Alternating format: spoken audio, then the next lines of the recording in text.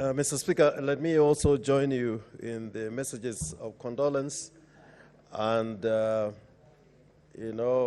saying Polly to the families of these two great leaders we have lost. Ken Okoth, to begin with, was a young, vibrant parliamentarian. He was an all-rounder in many ways, because I have seen very few members of parliament who had the capacity like Ken Okoth, who is a good legislator. At the same time, he, I think, came from the background of somebody like President Obama, who knew how to work with the community, doing community work. And thirdly, he was extremely eloquent.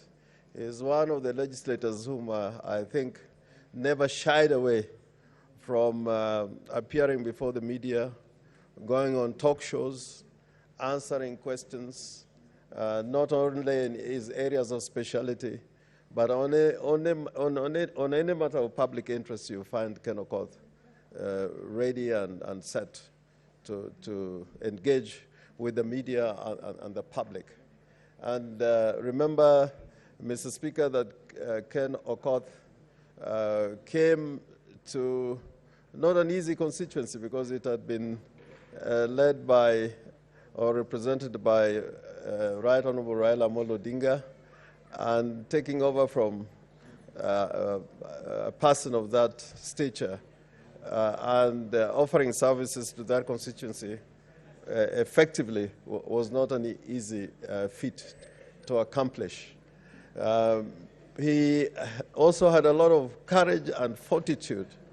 I know very few people who, even during times of pain and suffering, still had a lot of fortitude. I did not have the advantage of going to France to see him there, but there are many of us here in the Senate, in the National Assembly, and the leadership generally, who went to France, partly to see him particularly, but some in the middle of their business in France and so on. And he was always ready to be seen and engage those who had gone to see him. And sometimes you would find, you would engage in conversation that a person who was going through so much pain would not be able to bear.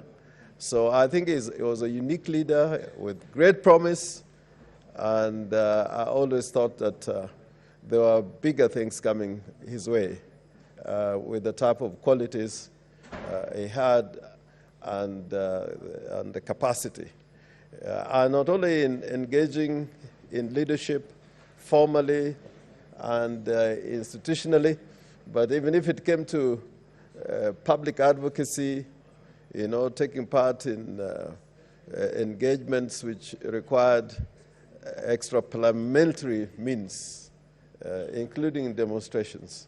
And I see my distinguished senator from Nairobi with a smile. I think they can beat you a little bit,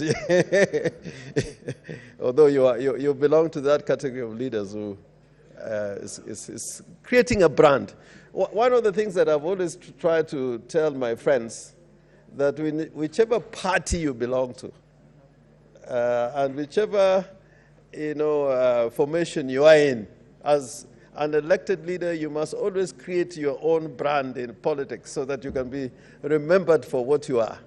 And I think Ken is one of the few people who we can remember for the kind of brand he created for himself, despite the fact that he was taking over from somebody who is regarded as a statesman in this country.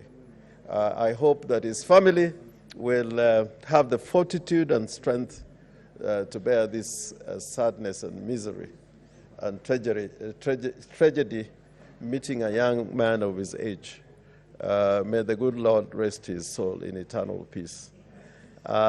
Equally, Mr. Speaker, Governor Laboso was a trail blazer, because he did a lot of things which many people of her time and her age were not able to accomplish. In a matter of a decade, he became the first female deputy speaker of the National Assembly and was amongst the first 3 women governors in the country. And she was truly learned. People read literature, and sometimes you would find they probably read English literature and were proficient in English. It is rare to find somebody who got the highest degrees in English and French. And I know the French are very proud. I used to have a French teacher called Monsieur Pujos. The French believe they're the best in the arts. And if you had... Senator Kibiru, what is your intervention? Mr. Speaker, on a point of order, we need protection from the 2 senators. They are making a lot of noise that we are not used to noise at the back bench. Let's consult in low tones, honorable senators. Senator Orengo, proceed. Yeah, I didn't hear that noise myself, but... Mr. Speaker, let me be brief. Probably that engagement was because everybody wants to say something. But Governor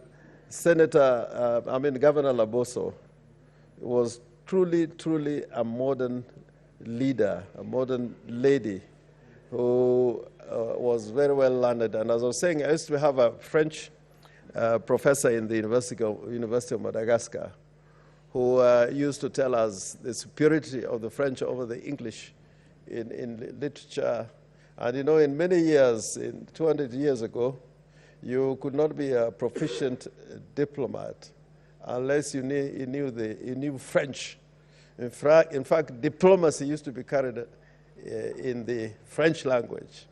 It took a turn only in the 19th century, towards the end of the 19th century. And very few people actually knew that Governor Laboso spoke French, because she didn't carry it around. But she was not just a good speaker of the French language, but very well versed in French history and French literature. And then to go down in Bomet, I've lived in Kericho, the larger Kericho. And to be elected governor from that area was a feat. And I hope that the lady senators who are here, distinguished senators, we want to see you in the next coming election becoming governors. I can see some of you there. Yeah? You have what it takes to be governors. I think Kenya will be a better place with more ladies as governors than the men. The men have been a little bit of a disappointment. Some of them are thieves. and out of those lady governors, none of them has been questioned or subjected to any